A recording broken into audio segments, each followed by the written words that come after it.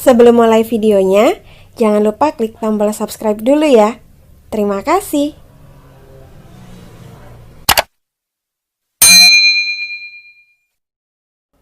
Assalamualaikum warahmatullahi wabarakatuh. Halo para pejuang NIP, kembali lagi sama aku Santi Widiasari. Di video kali ini aku akan membahas informasi penting tentang pengisian formasi kosong dan masa sanggah bagi pelamar yang dinyatakan tidak lolos berdasarkan hasil rekonsiliasi integrasi SKD dan SKB yang telah dilakukan oleh BKN. Nah, kira-kira apa ya informasi terbarunya? Buat kalian yang penasaran, stay tune terus dan tonton videonya sampai habis ya. Jangan di skip agar tidak miss informasi. Tapi sebelum itu, seperti biasanya jangan lupa klik tombol subscribe ya dan nyalakan loncengnya agar kalian selalu update informasi-informasi terbaru yang akan aku bagikan di video-video aku yang selanjutnya. Jadi klik tombol subscribe-nya sekarang juga ya. Nah teman-teman, langsung saja kita mulai pembahasannya.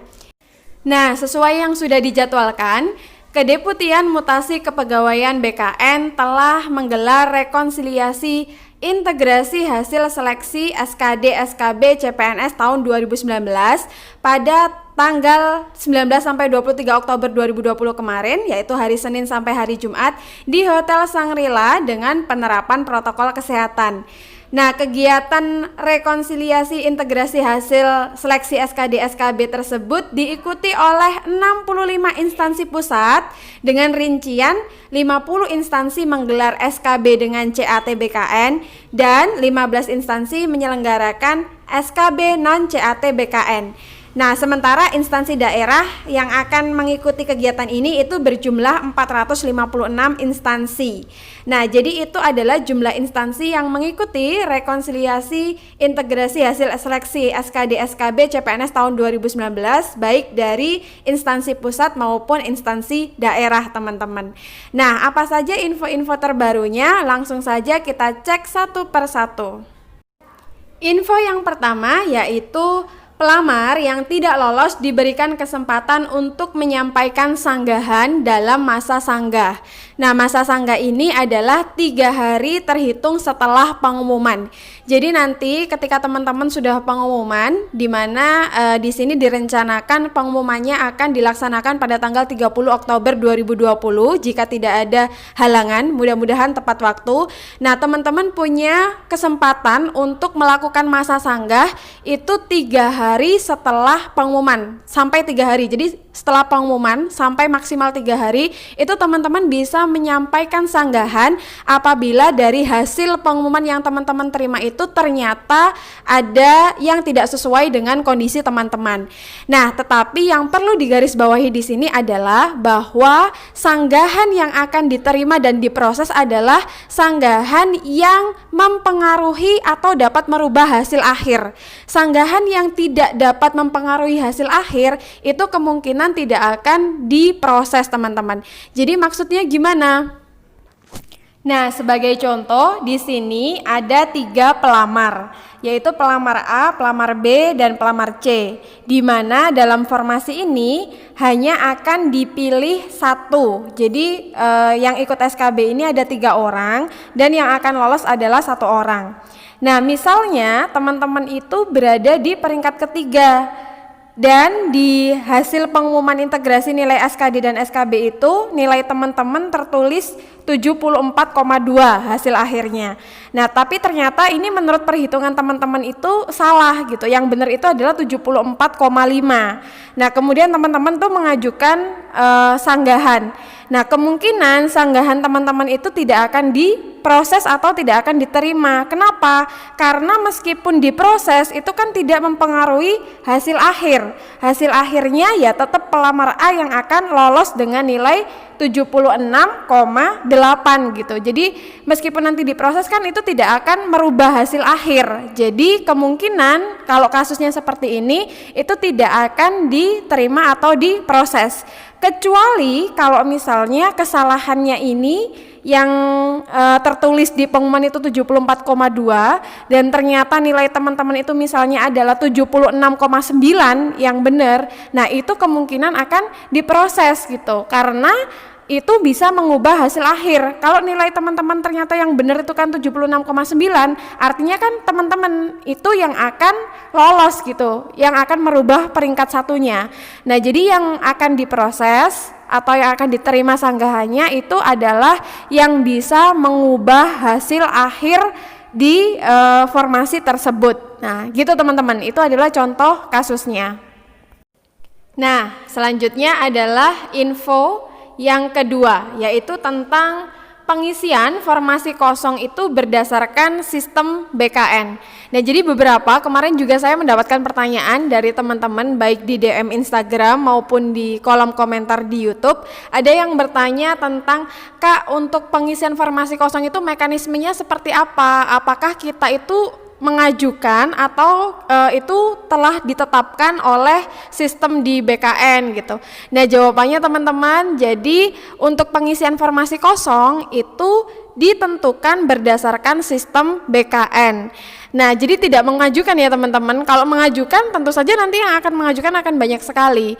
Maka untuk pengisian formasi kosong ini itu sudah ditentukan oleh sistem BKN berdasarkan kriteria yang sudah pernah aku jelaskan juga di video yang sebelumnya. Jadi di sini ada dua, yaitu instansi pusat dan instansi daerah. Nah, di sana tuh sudah ada ketentuannya bahwa untuk pengisian formasi kosong ini harus diisi oleh peserta yang memiliki jabatan, kualifikasi pendidikan dan penempatan lokasi yang sama. Nah, untuk khusus instansi daerah itu bisa diambilkan dari tempat lokasi lain atau lokasi yang berbeda, tetapi tetap dalam jabatan dan kualifikasi pendidikan yang sama. Dan tentu saja yang akan diambil adalah yang diurutkan dari peringkatnya paling tinggi sesuai dengan urutannya. Nah, jadi sistem nanti akan menyeleksi berdasarkan peraturan yang sudah ditetapkan oleh BKN. Jadi tidak bisa mengusulkan teman-teman. Nanti teman-teman akan dikabari kalau misalnya teman-teman bisa mengisi formasi kosong yang ada. Jadi teman-teman untuk yang peringkat 2 dan selanjutnya silahkan berdoa saja, karena berdasarkan hasil rekonsiliasi kemarin itu ada beberapa formasi yang kosong. Nanti di akhir aku juga akan sertakan untuk Pemprov Jatim itu kemarin mereka merilis ada 78 formasi yang kosong dan bisa diisi oleh peringkat yang selanjutnya. Selanjutnya yaitu info yang ketiga, yang mana info yang ketiga ini berkaitan erat dengan tadi di poin nomor 2 yang juga sudah saya sebutkan tadi, yaitu bahwa optimalisasi formasi kosong berdasarkan nilai tertinggi pada jabatan dan kualifikasi pendidikan yang sama. Nah, jadi teman-teman, karena memang untuk pembukaan CPNS ini itu pasti akan dioptimalkan untuk formasi yang kosong ini. Nah, siapa sih yang berhak mengisi formasi kosong ini? Yaitu peserta lain yang dia memiliki nilai urutan tertinggi dengan jabatan dan kualifikasi pendidikan yang sama dengan formasi yang kosong tersebut gitu. Jadi misalnya formasi yang kosong itu formasi untuk guru pendidikan olahraga gitu ya. Nah, dengan kualifikasi pendidikannya itu S1 pendidikan olahraga. Nah, maka untuk pengisian formasinya akan diisi oleh peserta lain yang dia memiliki urutan nilai tertinggi dengan jabatan yang dilamar adalah sama, yaitu guru olahraga, dan kualifikasi pendidikannya juga harus sama, yaitu S1 pendidikan olahraga. Dan juga akan diprioritaskan untuk diisi oleh peserta yang mengambil pada lokasi yang sama dengan formasi yang kosong ini tadi. Nah, tetapi untuk instansi daerah apabila ada formasi kosong seperti ini dan ternyata itu belum mampu dipenuhi dengan catatan tadi, maka itu bisa diisi oleh peserta lain yang memilih penempatan atau lokasi yang berbeda, tapi tetap harus untuk jabatan dan kualifikasi pendidikannya tetap harus sama dengan formasi yang kosong tersebut. Nah, nanti sistem akan memilih sesuai dengan peraturan tersebut, teman-teman. Nah, jadi teman-teman tidak bisa mengajukan. Nah, mudah-mudahan buat teman-teman yang kemarin secara perhitungan itu berada di urutan kedua dan seterusnya, mudah-mudahan nanti teman-teman mendapatkan kabar baik di tanggal 30 Oktober dan mudah-mudahan teman-teman bisa mengisi formasi kosong kosong dan teman-teman bisa diangkat, diusulkan NIP-nya untuk menjadi CPNS formasi tahun 2019. Nah, info yang selanjutnya yakni juga berkenaan dengan pengisian formasi kosong yang sudah kita bahas tadi, tetapi ini untuk teman-teman yang mengambil di lingkungan pemerintah Provinsi Jawa Timur. Jadi BKD Jatim merilis di akun sosial medianya terkait dengan pelaksanaan rekonsiliasi. Jadi di sini BKD Jatim menyebutkan bahwa admin itu berdua telah mengikuti kegiatan dari BKN untuk rekonsiliasi integrasi hasil nilai SKD dan SKB, dan update informasinya yaitu akan ada optimalisasi pengisian 78 formasi kosong. Wah, ini adalah kabar bahagia dan kabar gembira buat teman-teman yang kemarin mungkin berada di peringkat 2 dan seterusnya. Ini ada 78 formasi kosong. Kalian yang ranking 2 bisa jadi lulus CPNS. Banyakin doa, masih ada asa. Kamu makin dikduk pastinya. Nah, kata si Mimin BKD Jatimnya gitu, teman-teman. Nah, cuma kita kan tidak tahu 78 formasi kosong ini, yang kosong ini di jabatan apa, itu kan kita belum tahu ya, teman-teman. Tapi teman-teman berdoa saja, masih ada harapan untuk yang peringkat 2 dan seterusnya untuk mengisi 78 formasi kosong bagi yang melamar di lingkungan pemerintah Provinsi Jawa Timur. Nah, buat teman-teman yang melamar di instansi lain, teman-teman bisa cek sosial media dari instansi teman-teman. Mungkin mereka juga merilis ada berapa formasi kosong di setiap instansinya. Teman-teman bisa cek di sana. Nah, sekian dulu video kali ini, semoga bermanfaat buat teman-teman semua, dan tetap semangat ya teman-teman. Jangan lupa klik tombol subscribe, like, komen, dan share video ini ke semua sosial media teman-teman. Terima kasih telah menonton, sampai jumpa di video yang selanjutnya. Assalamualaikum warahmatullahi wabarakatuh.